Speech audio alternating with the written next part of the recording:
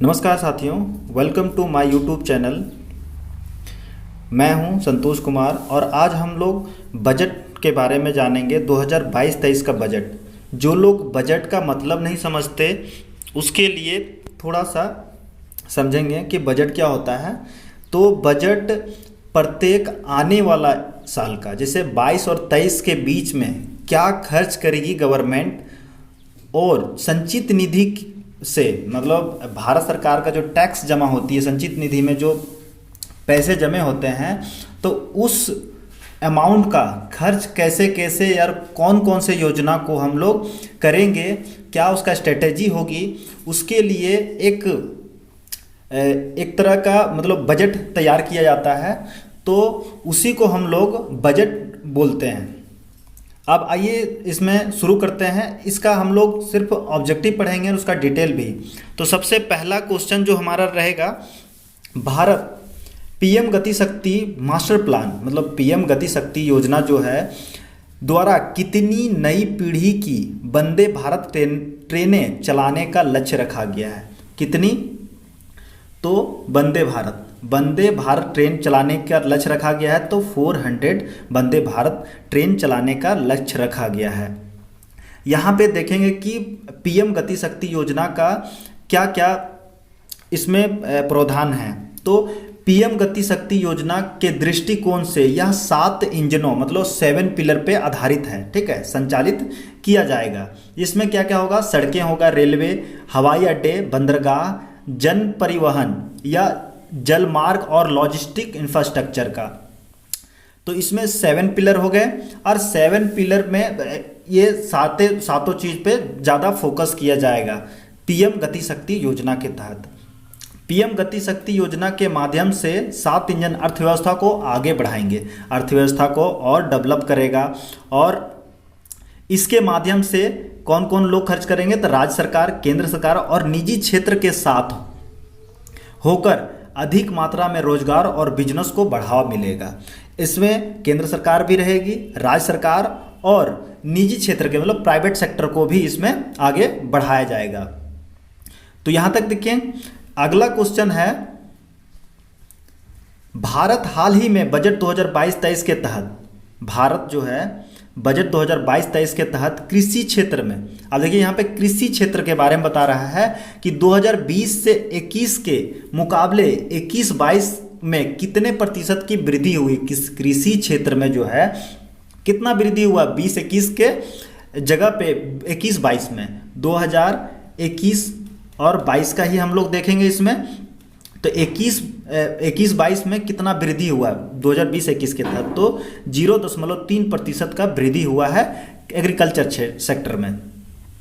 अगला क्वेश्चन है, वर्ष 2022-23 के लिए केंद्रीय बजट को लोकसभा में किसने प्रस्तुत किया? अब ये समझने की बात है कि बजट जो पेश किया जाता है, चाहे वो सेंट्रल में हो या केंद्रीय बजट हो या स्टेट का कोई स्टेट बजट हो, यहाँ पे हम लोग फाइनेंस मिनिस्टर जो है इसको प्रस्तुत करता है। तो हमारा जो वित्त मंत्री हैं वो है निर्मला सीतारमण। तो यहाँ पे ऑप्शन ए सही आंसर हो जाएगा। तो 22-23 का केंद्रीय बजट को लोकसभा में किसने प्रस्तुत किया? तो निर्मला सीतारमण। अगला क्वेश्चन है कि भारत क्या है, नेक्स्ट क्वेश्चन क्या है, भारत बजट 2022-23 में पीएम गति शक्ति योजना के तहत कितने किलोमीटर तक राष्ट्रीय राजमार्ग 2022-23 तक पूर्ण करने का लक्ष्य रखा गया। अब ये देखिए कि इसी बजट सत्र में 22-23 के बजट सत्र में ही हम लोग को टोटल कंप्लीट 25,000 किलोमीटर का रोड इंफ्रास्ट्रक्चर कंप्लीट करना है, रोड बनाना है। कितना किलोमीटर तक? तो 25,000 किलोमीटर तक राष्ट्रीय राजमार्ग बनाना है। इसमें देखिए भारत के बजट 2022-23 के पीएम गति शक्ति प्लान के तहत सरकार का लक्ष्य है कि 25,000 किलोमीटर तक राष्ट्रीय राजमार्ग को पूर्ण करना है। उसके आगे भी है कि इसमें प्रत्येक दिन कितने किलोमीटर करना है। तो पहले यहाँ पे सरकार प्रतिदिन 70 किलोमीटर सड़कें बनाई जाएगी। परियोजना के लिए 20,000 करोड़ रुपये का आवंटित प्रस्ताव किया गया है। इसमें 20,000 करोड़ गवर्नमेंट खर्च करेगी। अगला क्वेश्चन है कि भारत में बेतवा लिंक परियोजना के तहत 9.1 लाख हेक्टेयर कृषि भूमि पर कितनी बिजली पैदा की जाएगी। अब देखिए यहाँ पे क्या है, बेतवा लिंक। बेतवा लिंक क्या है, तो इसमें हम लोग का जो परियोजना है, बेतवा लिंक परियोजना के तहत 9.1 लाख हेक्टेयर कृषि भूमि का इस्तेमाल किया जाएगा बिजली पैदा करने में। तो ये कितना बिजली पैदा करेगी, तो ये 130 मेगावाट बिजली तैयार करेगी। अब बेतवा, इसमें हम लोग देखें भारत केन बेतवा लिंक परियोजना के तहत 9.1 लाख हेक्टेयर भूमि पर क्या कहते हैं 130 मेगावाट बिजली पैदा की जाएगी। उसके बाद यह जो बेतवा लिंक है ये कौन कौन से नदी से रिलेटेड है, तो यमुना नदी की सहायक नदियां हैं। कौन कौन है, मध्य प्रदेश में पन्ना जिले में केन नदी और उत्तर प्रदेश में बेतवा नदी की जोड़ेगी। उसे हम लोग क्या बोलते हैं, बेतवा लिंक। उद्देश्य किसानों की, इसका मेन मुख्य जो उद्देश्य है वो क्या है, 9.8 लाख हेक्टेयर भूमि पर सिंचाई सुविधाएं होगी, 62 लाख लोगों को पेयजल आपूर्ति और 103 मेगावाट पन बिजली और 27 मेगावाट सौर ऊर्जा, मतलब 2 तरह का बिजली का इसमें व्यवस्था किया जाएगा। जैसे पन बिजली का मतलब जो हाइड्रो पावर प्लांट हो गया, पानी से जो बिजली तैयार किया जाएगा, और 27 मेगावाट का सौर ऊर्जा सोलर सिस्टम के थ्रू। नेक्स्ट है कि केंद्रीय वित्त मंत्रालय सीतारमन ने, यहाँ पे देखिए इसी परियोजना से कितना खर्च कर रही है, हजारों किसानों का तोहफा देते हुए केन बेतवा लिंक परियोजना के लिए 45,000 करोड़ रुपए का बजट की घोषणा किया गया है। अब यहाँ पे देखिए 9.1 लाख हेक्टेयर भूमि जो कृषि भूमि का इस्तेमाल किया जाएगा, 130 मेगावाट बिजली तैयार की जाएगी। उसके बाद इसमें ध्यान देना है कितना इस योजना के थ्रू कितना का बजट पेश किया गया है, तो लगभग 45,000 करोड़ रुपये का इसमें इस्तेमाल होगा। अगला क्वेश्चन है कि शिक्षा के क्षेत्र में, नेक्स्ट क्वेश्चन क्या है, शिक्षा के क्षेत्र में किसी प्रोग्राम के तहत 12 से 200 टीवी चैनलों, अभी जैसे जितने टीवी चैनल चल रहे हैं तो 12 टीवी चैनल अगर मान लो चल रहे हैं, तो अभी आने वाले टाइम में 200 नए टीवी चैनलों को स्टार्ट किया जाएगा ऑनलाइन पढ़ाई के लिए। ऑनलाइन पढ़ाई मतलब टीवी चैनल को में इसमें पढ़ाई किया जाएगा। इस योजना का नाम क्या है, इसका लक्ष्य रखा गया है, इस योजना का क्या नाम, 1 class 1 TV channel. 1 class 1 TV channel मतलब एक क्लास के लिए सिर्फ एक टीवी चैनल रहेगी। अगला क्वेश्चन है भारत केंद्रीय बजट 2022-23। अब देखिए 2022-23 का थीम क्या था, थीम हमारा जो 2022-23 का थीम क्या रखा गया है, तो चुस्त दृष्टिकोण। क्या रखा गया है, चुस्त दृष्टिकोण रखा गया है। अगला क्वेश्चन है कि वित्तीय वर्ष 2022-23 बजट में कॉर्पोरेट टैक्स, अब देखिए कॉर्पोरेट टैक्स को 18% से घटाकर कितना फीसदी कर दिया गया है। अब पहले 18% लिया जाता था कॉर्पोरेट टैक्स, तो अब उसमें कितना लिया जाएगा, 15, मतलब 3% इसमें घटा दिया गया है। और पहले 18% था, 3% घटा दिया, इसमें 15% कर दिया गया। प्रतिशत के हिसाब से ज़्यादा होगा लेकिन उसमें खाली। नेक्स्ट इसका डिटेल देखिए कि क्या क्या कॉर्पोरेट टैक्स और कौन कौन से इथी में घटाया गया है। तो यहाँ देखिए बजट में कोऑपरेटिव सोसाइटी के लिए फीसदी टैक्स दर को घटाकर 15%, मतलब यहाँ पे 18% से घटाकर कितना कर दिया गया है, 15% करने की घोषणा की गई है। बजट में सरचार्ज को भी देखिए, सरचार्ज भी लिया जाता था 12%, उसमें घटाकर 7% कर दिया गया, इसमें भी घटा दिया गया है। अगला क्वेश्चन है भारत हर घर नल से जल। अब देखिए एक योजना है जल संसाधन मंत्रालय द्वारा, ठीक है, कि हर घर नल से जल 2022 तक कितने करोड़ घरों को कवर किया जाएगा। इसमें 3.5 करोड़ घरों को हर घर नल से जल, मतलब प्रत्येक घर में नल से जल दिया जाएगा। इसके लिए कितना टारगेट रखा गया, 3.5 करोड़ घरों को दिया जाएगा। अब देखिए 2024 तक भारत सरकार देश के ग्रामीण इलाकों में हर घर नल में पीने का पानी का कनेक्शन देगी एवं इंफ्रास्ट्रक्चर तैयार करेगी। अब गांव-गांव भी इसमें इससे कनेक्ट होंगे। वर्तमान में हर घर नल से जल के अंतर्गत 7.8 करोड़ घरों को कवर किया गया है, जिसमें से 5.5 करोड़ घर को पिछले 2 सालों में नल जल प्रदान किया, नल से मतलब जल प्रदान किया गया है। अब देखिए पिछले 2 साल में 5.5 करोड़ घरों को कनेक्ट किया गया है। इस योजना में 60,000 करोड़ रुपए का निवेश किया जाएगा, ठीक है, मतलब इसमें खर्च किया जाएगा। आगे देखिए, वित्तीय वर्ष 2022-23 के बजट में डिजिटल करेंसी, देखिए डिजिटल करेंसी पर कितने फीसदी टैक्स लगाने की घोषणा की गई है। डिजिटल करेंसी जैसे बिटकॉइन वगैरह, इसको हम लोग डिजिटल करेंसी बोलते हैं। तो इस टाइप का जो करेंसी होगी उस पर गवर्नमेंट जो है 30% टैक्स वसूलने का मन बनाया है। आगे, वित्तीय वर्ष 2022-23 में सरकार द्वारा बजट में डिजिटल करेंसी 30% टैक्स लगाने की घोषणा की है। इसके अलावा वर्चुअल डिजिटल एसेट्स को ट्रांसफर करने पर 1% टीडीएस भी लगाया जाएगा। अब जैसे अगर डिजिटल करेंसी को ट्रांसफर किया जाएगा तो उसके लिए भी उसमें टीडीएस लगेगा 1% का। आगे देखिए, नेक्स्ट क्वेश्चन है कि जल जीवन मिशन में क्या है। जल जीवन मिशन में भारत सरकार द्वारा वित्तीय बजट 2022-23 में कितने करोड़ रुपए का आवंटन किया गया है। अभी हम लोग ऊपर पढ़ चुके हैं, जल जीवन मिशन के थ्रू 60,000 करोड़ का इसमें बनाया गया है, आवंटन किया गया है 60,000 करोड़ का। नेक्स्ट क्वेश्चन है भारतीय स्वास्थ्य क्या है, प्रधानमंत्री। नेक्स्ट क्वेश्चन क्या है, प्रधानमंत्री स्वास्थ्य सुरक्षा योजना के अंतर्गत 21-22 के मुकाबले 22-23 के बजट में कितने करोड़ रुपए बढ़ाया गया है। अब देखिए पिछला जो बजट था 21-22 का, उससे 22-23 के बजट में कितना करोड़ रुपए बढ़ाया गया है, तो इसमें 2600 करोड़ रुपए बढ़ाया गया है। नेक्स्ट क्वेश्चन है, हाल ही में बजट 2022-23 में सरकार द्वारा रक्षा के क्षेत्र में देश के बजट का कितना प्रतिशत भाग निवेश किया जाएगा। आप देखिए टोटल बजट 100% में से 8% सिर्फ कहाँ पे, तो रक्षा बजट के रूप में मतलब निवेश किया जाएगा।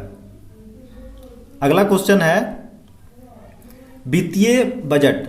अगला क्वेश्चन क्या है, वित्तीय बजट 2022-23 के अनुसार सरकार का प्रभावी पूंजीगत व्यय कितना है। पूंजीगत व्यय कितना है, तो 39.45 लाख करोड़ है। कितना है पूंजीगत व्यय, तो 39.45 लाख करोड़। इसका डिटेल देखिए, वित्तीय बजट 2022-23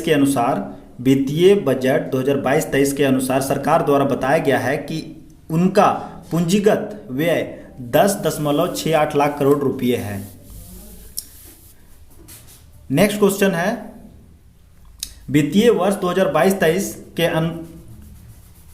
बजट के अनुसार सरकार की आय कुल कितना प्रतिशत इनकम टैक्स के द्वारा आता है। अरे इनकम टैक्स के थ्रू सरकार के पास कितना टैक्स आता है, तो 15% टैक्स सिर्फ इनकम टैक्स के थ्रू आता है।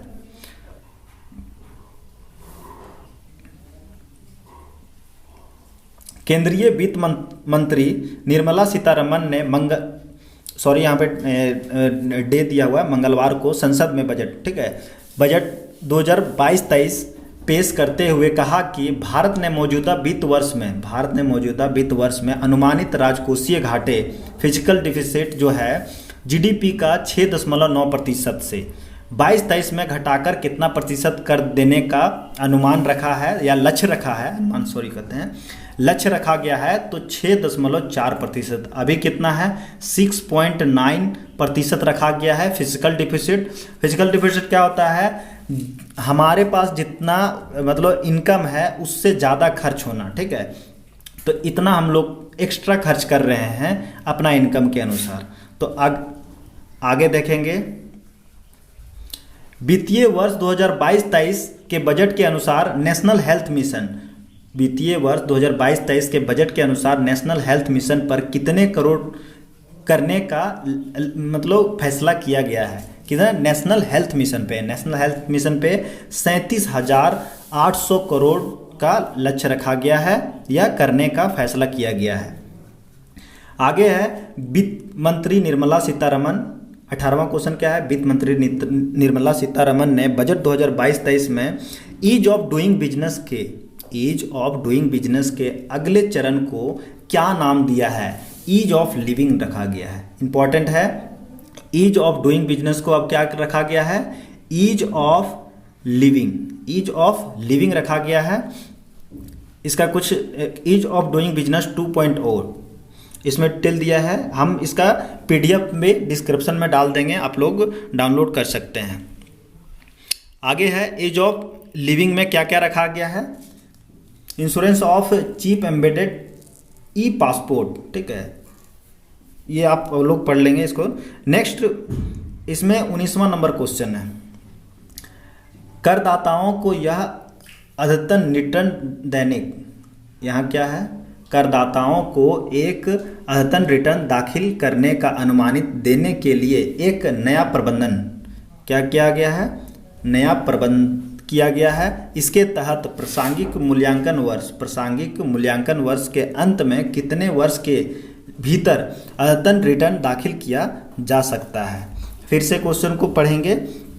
करदाताओं को एक अद्यतन रिटर्न, ठीक है, जिसको हम लोग रिटर्न फाइल बोलते हैं, दाखिल करने की अनुमति देने के लिए एक नया प्रबंध किया गया है। प्रासंगिक मूल्यांकन वर्ष के अंत से कितने वर्ष के भीतर, मतलब 2 साल के भीतर, इसको 2 ईयर्स में हम लोग अद्यतन रिटर्न दाखिल किया जा सकता है। अगला है कि भारत किस बैंक के तहत 75 जिलों में 75 डिजिटल बैंक इकाई स्थापित किया जाएगा? अब देखिए क्या बोल रहा है कि भारत किस बैंक के तहत 75 जिलों में 75 डिजिटल बैंकिंग इकाइयां स्थापित की जाएगी? तो यह है अनुसूचित वाणिज्य बैंक के द्वारा, अनुसूचित वाणिज्य बैंक के तहत इसमें कितना, 75 जिलों में 75 डिजिटल बैंकिंग इकाई स्थापित करने का कहा है। अगला क्वेश्चन है कि वित्त मंत्री निर्मला सीतारमण द्वारा पेश किया गए बजट में कितने करोड़ रुपए का प्रावधान किया गया है? सॉरी, ये क्वेश्चन बाद में देखते हैं, गलत है। 22वां नंबर क्वेश्चन क्या है, भारतीय संविधान के किस अनुच्छेद में भारत के केंद्रीय बजट को वार्षिक वित्तीय विवरण के रूप में निर्दिष्ट किया गया है? तो अनुच्छेद 112 में किया गया है। अगला है कि वित्तीय वर्ष 2021-22 भारत की विकास दर कितने फीसदी दी गई है? कितने फीसदी? तो 9.2% इसमें रहा 2021-22 में, और इस साल कितना रहने का अनुमान है? लगभग 8.53%। यहाँ भी थोड़ा सा मिस प्रिंट हमको लग रहा है, मिस प्रिंट रखा लग रहा है। कहाँ पे? तो यहाँ पे वित्तीय वर्ष 21-22 के अनुसार विकास दर कितना रहा? तो ये 9.2% रहा। 2022-23 में भारत की आर्थिक वृद्धि दर कितना रहेगा? 8 से लेके, ठीक है, 8.53% के बीच रहने का अनुमान है। अगर किसी देश के प्रति व्यक्ति सकल घरेलू उत्पाद में वृद्धि या आर्थिक वृद्धि इकोनॉमिक ग्रोथ कहलाती है। क्या होता है? देश की प्रति व्यक्ति आर्थिक इकोनॉमिक ग्रोथ कहलाता है। नेक्स्ट क्वेश्चन है कि अब तक सबसे अधिक बार बजट पेश करने का रिकॉर्ड किसके पास है? तो ये है मोरारजी देसाई के पास। मोरारजी देसाई के पास सबसे अधिक बार इन्होंने ही बजट पेश किया है। अगर प्रथम महिला बजट पेश करने वाली महिला अगर बोलेंगे तो ये इंदिरा गांधी ने की थी, जबकि उन्होंने उस टाइम प्रधानमंत्री भी थी और फाइनेंस मिनिस्टर भी थी।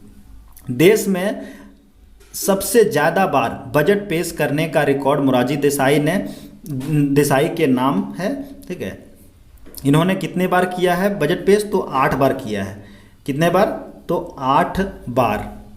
2 अंतरिम बजट भी पेश किया है। 8 तो सालाना बजट हो गया और 2 बार अंतरिम बजट भी है। मोरारजी देसाई ने अपने जन्मदिन 29 फरवरी के दिन 2 बार बजट पेश किया है। इसको इम्पोर्टेंट नहीं है, लेकिन ये 8 बार इन्होंने बजट, प्रॉपर बजट पेश किया है और अंतरिम बजट भी 2 बार पेश किया इन्होंने। 25वां क्वेश्चन क्या है? भारत सरकार कितनी धनराशि 50 वर्षों तक के लिए केंद्र सरकार से ले सकती है? तो किस राज्य सरकार कितनी धनराशि 50 वर्षों तक के लिए केंद्र सरकार से ले सकती है बिना किसी ब्याज पे? तो ये है पीएम गति शक्ति योजना को संपूर्ण करने के लिए 50 वर्षों तक ये 1 लाख करोड़ बिना केंद्र सरकार से ये ले सकती है, बिना किसी ब्याज के बिना, ठीक है। अगला क्वेश्चन है कि वित्त मंत्री निर्मला सीतारमण ने बजट में मानसिक समस्या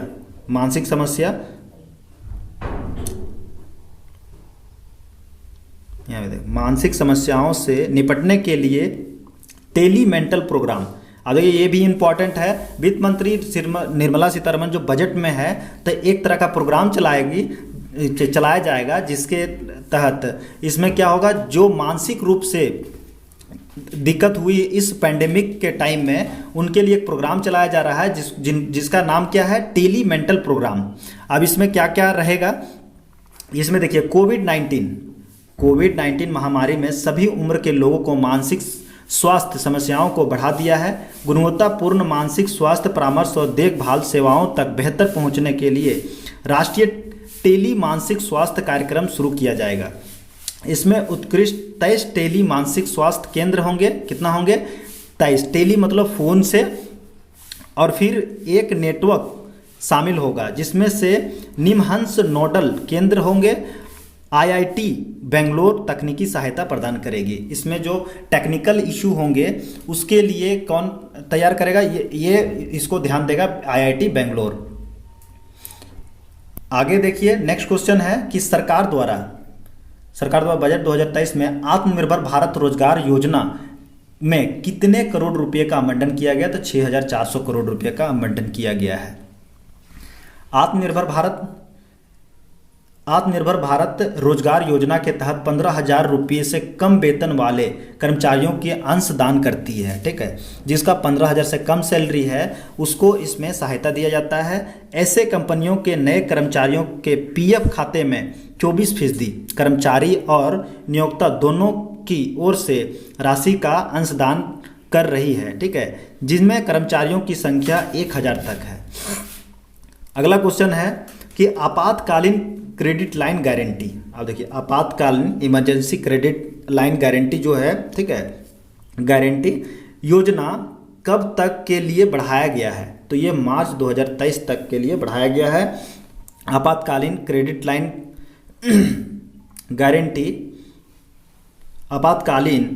लाइन गारंटी योजना की शुरुआत वित्त मंत्री निर्मला सीतारमण मई 2020 में कोरोना वायरस महामारी तथा देशव्यापी लॉकडाउन के कारण उत्पन्न संकट को कम करने के लिए विशेष रूप से किसके लिए किया गया है? तो सूक्ष्म और लघु मध्यम उद्यमी के लिए क्रेडिट प्रदान किया गया है।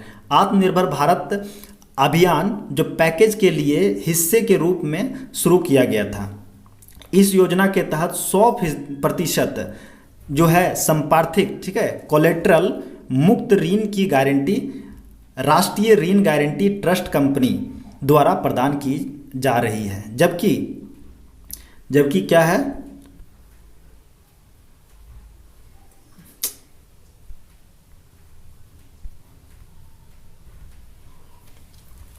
इस योजना के तहत देखिए, फिर से देखिए, योजना के तहत 100% संपार्थिक मतलब कोलेट्रल ऋण मुक्त की गारंटी राष्ट्रीय ऋण गारंटी ट्रस्टी कंपनी लिमिटेड द्वारा प्रदान की जा रही है। जबकि बैंक और गैर बैंकिंग वित्तीय कंपनियां, ठीक है, योजना के तहत ऋण प्रदान कर सकती है या करती है। इसकी अवधि 22-23 में बढ़ाकर के ना मार्च 23 तक कर दिया गया है। तो ये वीडियो को आप लोग शेयर कीजिए। इससे सभी एग्ज़ाम में क्वेश्चन पूछा जाएगा, क्योंकि बजट से लगभग एग्ज़ाम में क्वेश्चन पूछता है। इसको लाइक, सब्सक्राइब और शेयर कीजिए ताकि सभी लोग पास ये वीडियो पहुंच पाए और लोग देख सके। Thank you.